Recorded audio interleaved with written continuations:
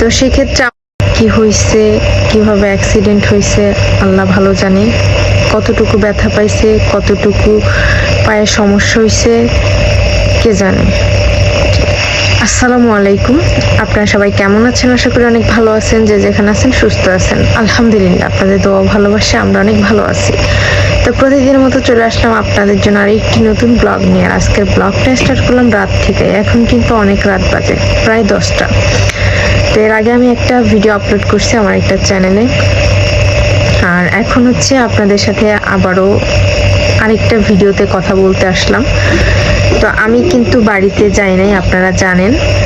আমি ব্যাংকের কাজকর্ম শেষ করে আমি হচ্ছে বাড়িতে চলে আসি। আমার শাহজাদি অনেক কান্নাকাটি করতেছিল, আমি বাড়িতে চলে আসি। আর আমার শাশুড়ি মা আর আমার হাজব্যান্ড হচ্ছে আমার ছোট ননদের বাড়িতে যায়, কারণ আপু হচ্ছে একটা জমি কিনবে। সেই জমিটা হচ্ছে আজকে মাপার কথা, এই জন্য ওইখানে যাওয়ার কথা। তো আমার শ্বশুরও যাবে, আমার স্বামীও যাবে। এই জন্য হচ্ছে আমি বললাম যে আপনারা ওইখানে যান, আমি বাড়িতে চলে যাই, যেহেতু শাহজাদি কান্নাকাটি করতেছে। পরে হচ্ছে আমি তাড়াতাড়ি করে কাজের হাট থেকে আমাদের বাড়িতে আসতে সময় খুব কম লাগে, এই জন্য আমি ওইখান থেকে আমাদের বাড়িতে এসে পড়ছি। আর মা আর আমার হাজবেন্ড হচ্ছে আপুর বাসায় চলে যায়। তো তারা নাকি আসরের আজানের পরে হচ্ছে বেরোইছে জমি দেখার জন্য। তো সেইখানে হচ্ছে যাওয়ার পথে আমার স্বামী হচ্ছে অ্যাক্সিডেন্ট করছে। তো আমি ভাবছি যে মানে ফোন দিব। আমি বাড়িতে আসছি মাগরিব আজানের পরে, আমার কাজ শেষ করে আমার বাবা, আমি আর আমার ছেলে গেছি। তো আমার ওই কাজটা শেষ করে আমার আস্তে আস্তে মাগরিব আজান শেষ হয়ে গেছে। আইসা আমার শাহজাদিকে একটু খাওয়াইছি, ঘুম পাড়াইছি। এরপরে যেই আমি ভাবছি যে মানে কল দিব আপনাদের সাথে একটা ভিডিও আপলোড করলাম। সময় লাগছে সব মিলাইয়া। আমার ছেলে খাওয়া দাওয়া করছে, ও ঘুমাই যাবে, বাচ্চা মানুষ। তো সব মিলাই হচ্ছে সময়টা একটু পেরোয় গেছে। এখন হচ্ছে মা ফোন দিছে। আমি যদিও বলছি যে সকালবেলা আমি চলে যাব বাড়িতে, যে আমি সকালে যাব, এখন হয়তো আজকে আমার যাওয়া হবে না। আর তা মানে আমার শাশুড়ি মারও হচ্ছে যাইতে যাইতে সময় লাগবে অনেক, মানে বিকাল টাইমে যাইব আমি যতটুকু জানি। তো সেক্ষেত্রে আমারও কাজ হইতেছে না, এই জন্য আমি বলছি মা আমি হচ্ছে সকালে আসবো না, আর আপনারা থাকবেন না চলে যাবেন, সেটাই আমি জানার জন্য ভাবছি কল দিব যে চলে গেছে না আছে। আমি ভাবছি যে আজকে হয়তো থাইকা যাবো। ফোন দিছে আমাকে, ফোন দিয়ে বলতেছে যে সকাল সকাল তাড়াতাড়ি বাড়িতে এসে পড়ো। আমি তো পুরো অবাক হয়ে গেলাম। আমি তো বললাম সকালে আসবো কেন।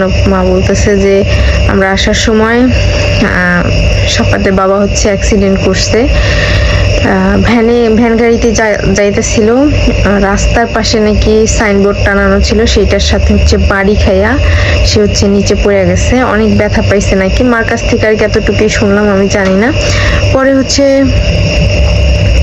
ওইখানে কাজকর্ম করছে, ব্যথার ওষুধ হয়তো নাই নাইকা, বাড়ির কাছ থেকে ব্যথার ওষুধ নিছে। এখন ব্যথায় মানে সহ্য করতে পারতেছে না, এই জন্য মানে পা কাইটা গেছে, ব্যথা পাইছে। কিন্তু মানে কি হালে আছে, কি পরিস্থিতি সেটা বুঝতে পারতেছি না দূর থেকে। কিন্তু যদি একসাথে বাড়িতে যেতাম তাহলে তো তার সাথে থাকতাম। এখন সারা রাত একা একটা ঘরে থাকবে, কি করে না করে আল্লাহ জানে। খুব ভয় কাজ করতেছে আসলে। মানে যত চাই একটু ভালো থাকবো, শান্তিতে থাকবো, ততই মানে কপালে দুর্দশা চলে আসে। মাঝে মাঝে বুঝি না আমার ভাগ্য খারাপ না আমি খারাপ না আমার কপাল খারাপ, আল্লাহই জানে। তো এমনিতে আলহামদুলিল্লাহ সব মিলিয়ে ভালো আছি। শুধুমাত্র আমার স্বামীর কিছু আচরণ, যেটা আমি সব সময় বলি, তার এই বিহেভগুলো আমার একদমই পছন্দ না। আমি চাই সে এইগুলা থেকে বেরোয় আসুক। তো তারপরেও সেইগুলা একটু আসক্ত বেশি, যার জন্য আমার মাঝে মাঝে বিরক্ত ফিল হয়। কিন্তু এখন মানে এই কথাটা শোনার পর প্রচন্ড খারাপ লাগতেছে যে একা একটা ঘরের মধ্যে থাকবে, এমনিতে পাইছে ব্যথা, কি না কি হয় আল্লাহই জানে। তো সবাই তার জন্য দোয়া করবেন, সে যেন তাড়াতাড়ি সুস্থ হয়ে যায়, ভালো হয়ে যায়। ভালো একটা ডাক্তার দেখানো অনেক উচিত ছিল, কিন্তু সেটা করে নাই। ভাবছে ব্যথা পাইছে হয়তো কমে যাবে এরকম ভাবছে। এখন বাড়িতে যাওয়ার পরে প্রচুর পরিমাণ ব্যথা হইতেছিল। পরে ফোন দিছে আমার ছেলে, কথা বললো। আমি যখন বলতেছিলাম তোমার বাবা হচ্ছে পায়ে ব্যথা পাইছে, অ্যাক্সিডেন্ট করছে, আমার ছেলে বারবার জিজ্ঞেস করতেছে বাবা তুমি কোথায় ব্যথা পাইছো, বাবা তোমার কি হয়েছে, বাবা তুমি কিভাবে ব্যথা পাইছো, এগুলা জিজ্ঞেস করলো। তখন বললো যে বুঝতে পারি নাই কা আসার সময়। তো হঠাৎ করে হচ্ছে ওটার সাথে বাড়ি খেয়ে পড়ে ব্যথা পাইছি। তখন ব্যথা পাইছি প্রচুর পরিমাণ, তারপর মনে হয়েছে যে ব্যথা নাই, চলে গেছে। কিন্তু বাড়িতে আসার পরে রাতের বেলা এখন হচ্ছে ব্যথাটা প্রচুর পরিমাণ বাড়তেছে। আমি বললাম যে একটু হাঁটাহাঁটি করবেন, না তো পা হচ্ছে ভারী হয়ে যাবে, আরো বেশি পরিমাণ ব্যথা হইব।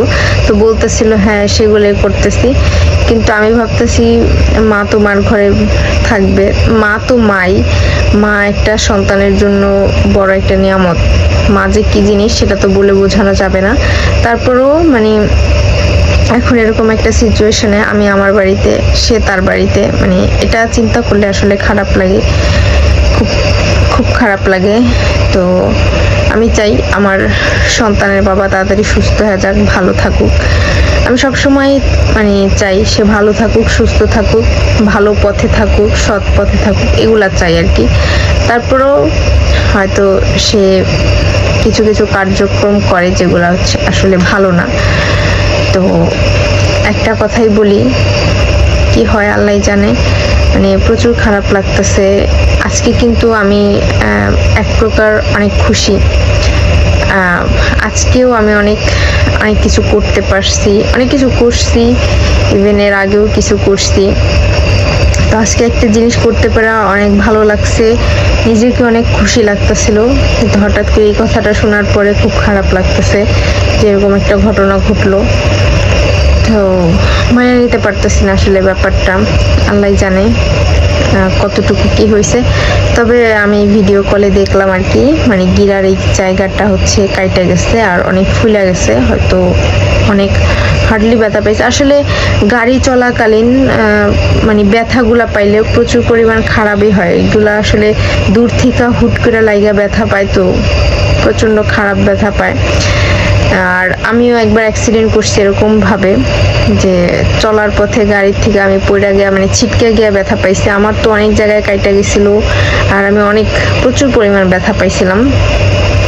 তো সেগুলা সারতে আমার অনেক দিন টাইম লাগছে, খুব খারাপ একটা অবস্থার মধ্যে ছিলাম। তো আমার হাজবেন্ডের ওরকম কিছু হয় নাই, আল্লাহ বাঁচাইছে, আল্লাহর অশেষ রহমত, যে অল্পতে সবকিছু মানে অল্পতেই মানে বাঁচায় নিচ্ছে, ওরকম মানে কিছু হয় নাই। দেখলাম কাইটা গেছে, ফুলে গেছে। বললাম যে কেমন ব্যথা হইতেছে, বলতেছে ব্যথা হইতেছে কিন্তু হাঁটলে মনে হইতেছে ব্যথাটা কম কম লাগতেছে। সত্যি কথা বলতে কি, যে ব্যথা জিনিসটা হাঁটলে মনে হয় যে মানে হালকা হয়ে গেছে, মানে পায়ের দিকটা বিশেষ করে। আর বসে থাকলে হচ্ছে ভারী হয়ে যায় আর ব্যথা হয়ে যায়। তো সকাল সকাল চলে যাব বাড়িতে, দেখি কি হয়, কি অবস্থা, কি পরিস্থিতিতে আছে। সবাই আমাদের জন্য দোয়া করবেন, আমাদের এই ছোট্ট পরিবারটা যেন ভালো থাকে, সুস্থ থাকে। আর আমার এই ছোট্ট সংসারটা নিয়ে যেন আমি ভালো থাকতে পারি। সব সময় চেষ্টা করি আমার এই ছোট্ট সংসারটা নিয়ে ভালো থাকার, ভালোভাবে বাঁচার। তো হয়তো অনেক সময় সিচুয়েশন এমনভাবে সৃষ্টি হয়ে যায় যে ভালো থাকা বা ভালো থাকতে কোনোটাই পারি না, নিজেকে খুব অস্থিরতার মধ্যে থাকি।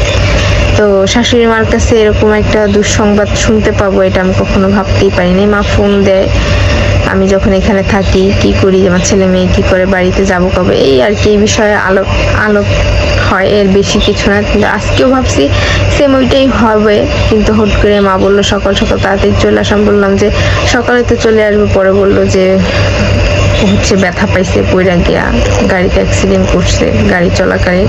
তো সেটা শুনে আসলে খুব খারাপ লাগছে যে মানে এই পরিস্থিতিতে আমি এখন তার পাশে নাইকা। তো আর কি, সবাই আমাদের জন্য দোয়া করবেন, আর অবশ্যই আমার স্বামীর জন্য দোয়া করবেন, সে যেন তাড়াতাড়ি সুস্থ হয়ে যায় এবং তার মধ্যে হেদায়েত জ্ঞান থাকে, সে যেন ভালো কিছু করে, সে যেন ভালো পথে চলে। আমি সবসময় এটা চাই। এরপরেও যেন আমার স্বামীর মধ্যে ভালো কিছু আসে, সে যেন ভালো কিছু করার চেষ্টা করে। আজকে মানে ফোনে তার সাথে যে কথাগুলো বললাম, সে যে কথাগুলো বললো তাতে মনে হলো যে সে একটু হলেও তার ভুলটা বুঝতে পারছে, যে সে যেগুলা করে বেড়ায় সেগুলো আসলে ভালো না, তার জন্য হচ্ছে প্রতিদান দিতে হয় কম বেশি। তো এই কথাগুলো শুনে বিশেষ করে বেশি ভালো লাগছে। তো আমি দোয়া করি তার ভিতরে আল্লাহ সেই হেদায়েত দিক এবং সে ভালো পথে থাকুক, ভালো কাজ